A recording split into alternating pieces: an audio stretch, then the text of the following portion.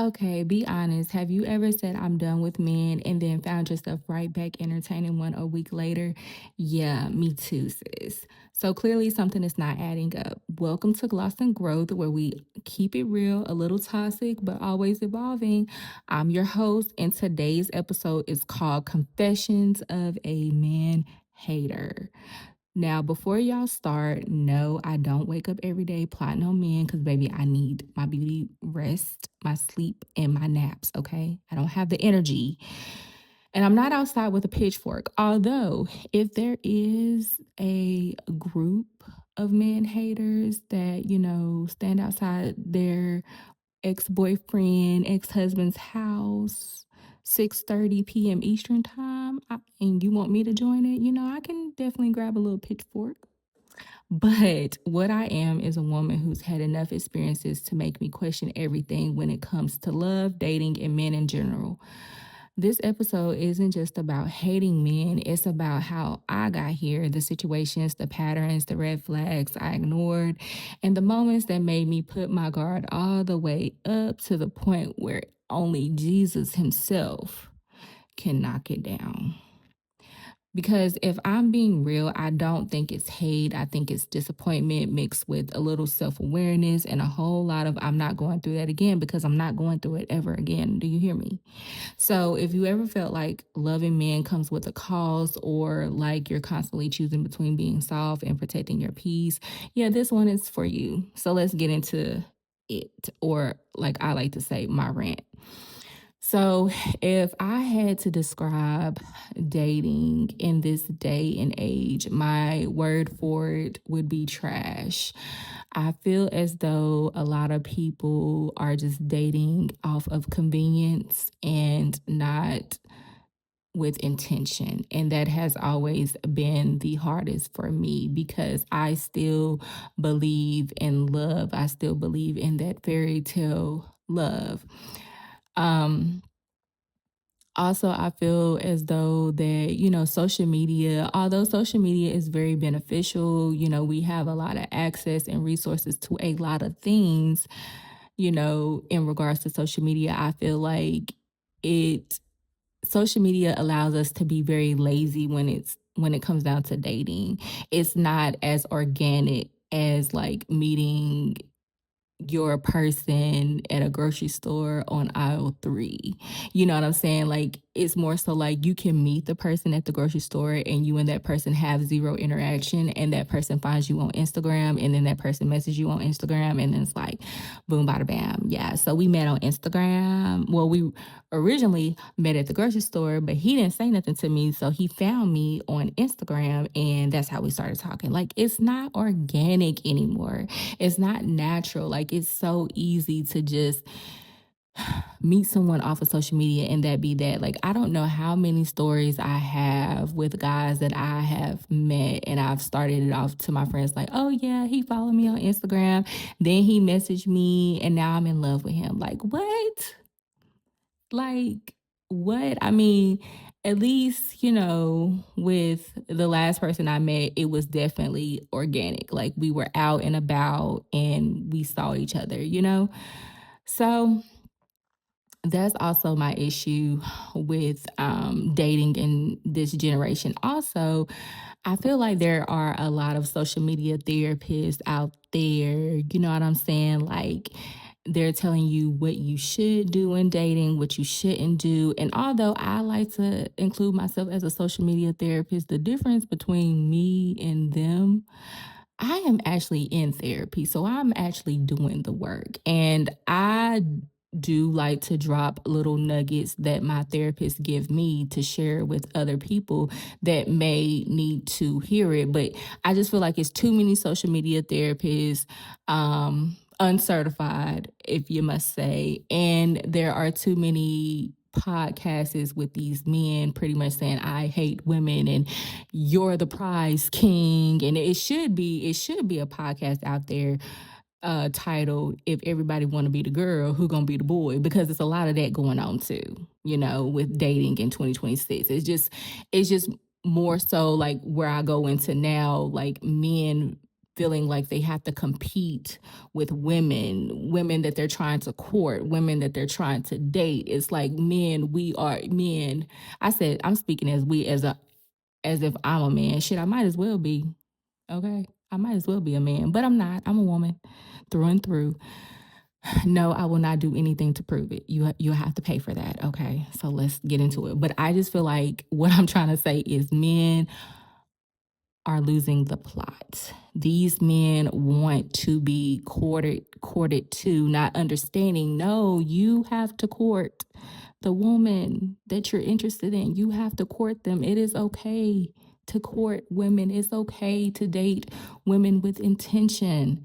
No, I do not know the first time meeting you. No, I am not interested in coming to your house and doing Netflix and chill. I'm not interested in that being a first date, especially when I can do it at home. Why am I coming to your house to do Netflix and chill when I can do that at home? Like, be creative. You know what I'm saying? And I just feel like a lot of men are not trying to do that. And it's like, what is ChatGPT here for? You can easily find ways to be creative when dating someone that you're interested in. And I just feel like men just do not do that. Men just be like, you know what? I'm going to show up with my two pairs of jeans and I'm going to just do what I've been doing. And that's really the problem. But back to, yeah, I just feel like men just are now putting their self on a pedestal, which is not a bad thing. You know, I feel like just not separating like the men from the women, it's always good to think highly of yourself, but you also want to think realistic as well. And I just feel like, you know, men be so caught up in competing with women instead of saying, no, like, this is someone that I want to be with. This is someone that I want to cherish for the rest of my life. Like, this is what I want to do. And it's just like I have came across men that has these standards and it's like, okay, these are some good standards, but you don't even live up to them to those standards. Like, how are you going to sit over there and say, "Oh, my girlfriend got to make, or my wife, like, she got to make six figures a year," but you don't even have a job. The last time you had a job was when you was in high school, and that was because your mama made you go get a job, okay? You don't even have no job and you want your woman to make six figures a year, baby, you won't even be in the same, you won't even meet the woman that makes six figures a year. You won't even be in the same room with a woman that makes six figures a year and you don't even have no job. Or, oh, my woman need to know how to cook. She need to know how to cook because I ain't dealing with no woman that don't know how to cook. But you don't even know how to boil water. You don't even know a pot from a skillet. But your woman need to know how to cook. Or, oh, she has to like kids, man, because you know she gotta like kids. But you have not even checked on your kids in the last 7 to 8 years. You don't even like your kids, but you want your woman to love kids and want to have kids, but you ain't even taking care of the ones that you have on the earth, on this here earth. Like, all I'm saying is if you're going to have standards, please just make sure that you are up to par with your standards yourself. And yeah, like, now I'm not saying all men are like this, but those are some of the standards that these men have. And it's like, how dare you? Audacity is always on sale. And it's just sad to see at times. But the next thing I want to talk about is my mom.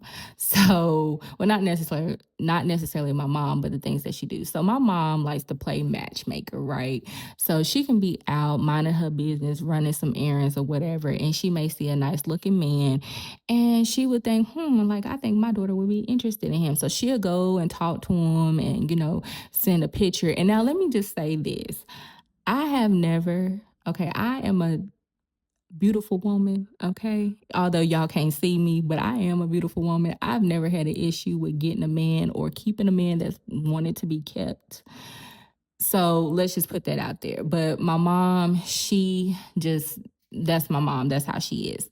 So she met this guy and she was talking to him about me, and he was definitely acting as though he was interested, and she called me, and he gave her like his socials and all this type of stuff. So I was just checking him out, and there's nothing wrong with this guy at all. It was just more so like my title, Confessions of a Man Hater. I'm just in my man hater phase right now. So although I'm open to dating, I do feel like I have my guard up at times because I have kissed a lot of bad frogs, and I'm just tired of kissing a lot of bad frogs. But a part of me knows that there are some good frogs out there, but I'm just not willing to really put myself out there. So I posted it on my threads of how my mom was trying to play matchmaker, and my pastor had saw it, and he reached out to me because he knows how silly my mom can be at times. And so, I was talking to him, and I was like, you know what, Pastor, like I'm really in this phase where I just hate men right now. Like I hate men so much that I'm not really open to really allowing myself to put myself back out there to date and to maybe let a man love me, because I'm just not really open to it. Like I want to be open to it, but then again, like I'm not open to it.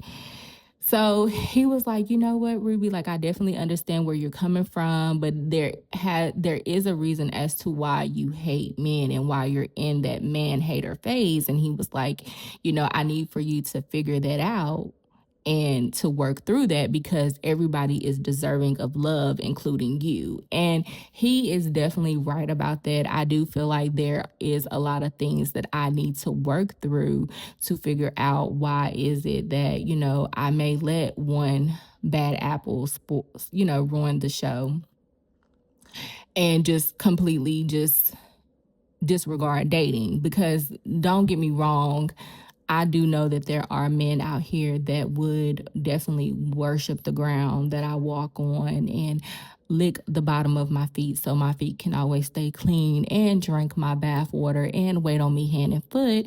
But I just have a problem with finding them. Like, where are they at? Have they been born? Are they aliens on another planet? Like, where are these men? Because I am tired of being tired. I'm tired of running into these bad apples. But one thing I can say, with me being in therapy, it is helping me work through different things, different traumas, and, really get down to the bottom as to why I am attracting the same men, but different body, like in a different body. So as y'all can see, I got some things that I got to work through too. So it ain't all about the men, it's sometimes it's within. Now, I am going to still work on it, but I do want to talk a little bit about the Meg and Clay situation. In no way, shape, or form am I trying, like, I've never been the type to really idolize celebrity relationships or relationships in general. Hell, I never even liked when people would try to idolize any type of relationship that I was in, because as someone that has been in a relationship, although it was 30 years ago, I know that we as women, we have a tendency of dressing our relationship up. We we are really good at turning shit into sugar to escape reality, you know? And with the Megan Clay situation, it really put a magnifying glass on a lot of situations, because one thing Meg has said that really stood out to me was in her statement, she said cheating is a non-negotiable for her. And that is how I feel too, because to me, once you cheat, in my mind, you're always a cheater. And I'm never going to trust you, because to me, cheating is the most hardest betrayal ever. And that is something that I cannot ever get over, because I'm going to always think in the back of my mind, are you cheating on me? Like, you might really be at the store, but I'm thinking, no, you was really at Susan's house. Like, you was not at the motherfucking store. You was at Susan's house, and that's that. Like, it's hard. And, I do know that some women, there are some women out there where cheating is really not a deal breaker with them. Like, they won't leave if their man cheat because it's not really a big thing for them. And it's no offense to them, but baby, I'm leaving. As soon as you cheating, I'm leaving. But to me, I just be so confused because it's like a man can really have a woman like Meg the Stallion. She is the bootiest, beautifulest woman in the world, but still cheat. And so to me, taking the celebrity status away from them, they are still human beings. I do not know them from a can of paint. But what it made me realize is that if a man can fuck with Meg the Stallion and me at the same time, baby, we are doomed. Because it's like, if you can't go to Bueno Noches, then where the hell could you go? But in all seriousness, like, it really just had me thinking, like, okay, like, it don't matter how successful you are as a woman, how many degrees, how many jobs you have, how many accomplishments, what you do for the man, what you do for his family. It does not matter. If that man is still operating in his ego and his flesh, baby, he is going to do something to compromise or jeopardize that relationship. And it's best that you, as a person, do not internalize what he's did, because with cheating, when you get cheated on, we do internalize it. We do say, well, what did I do to make you cheat on me? What did she have that I didn't have? And sometimes I feel like cheating is actually a flaw within that person.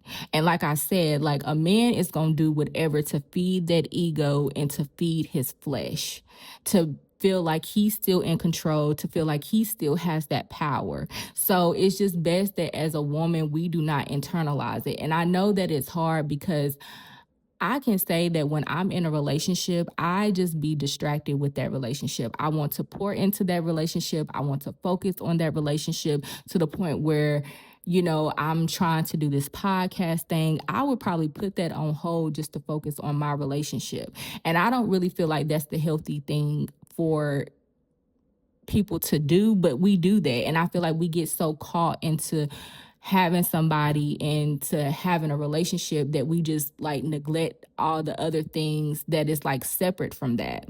And so I just feel like it's just important that, when you experience things like that, it's always good to have that self-care and to always just keep you in the forefront, because men gonna come and go, but as long as you got yourself, you got your sanity, you got yourself together, can't nothing break you. And that's what I had to learn myself, because I literally let a person like really knock me off my square too, where it's like I didn't really want to do nothing. I started feeling down about myself. I started feeling like there was something wrong with myself. And I had to really like wake up and be like, baby, ain't nothing wrong with you. You know what I'm saying? If a man can't hang with a real one, then it's nothing. It's nothing. It's nothing about you. It's everything with them. As long as you remove yourself from the situation, you'll be fine. So I just go to say that we have to know that we are the prize, even if we are in a relationship or even if we're not in a relationship. And we need to just start doing things that make us happy and not dimming our light for anyone, because at the end of the day, these men gonna be here. You know what I'm saying? They gonna be here, and we gonna be here too. But we gonna be thriving and we're gonna be growing. So if you made it to the end of this video, I really do appreciate it. Please like, comment, and subscribe, and tell me you guys' views on what was talked about today. And I will be back in the next episode. So stay tuned. I love you. Bye.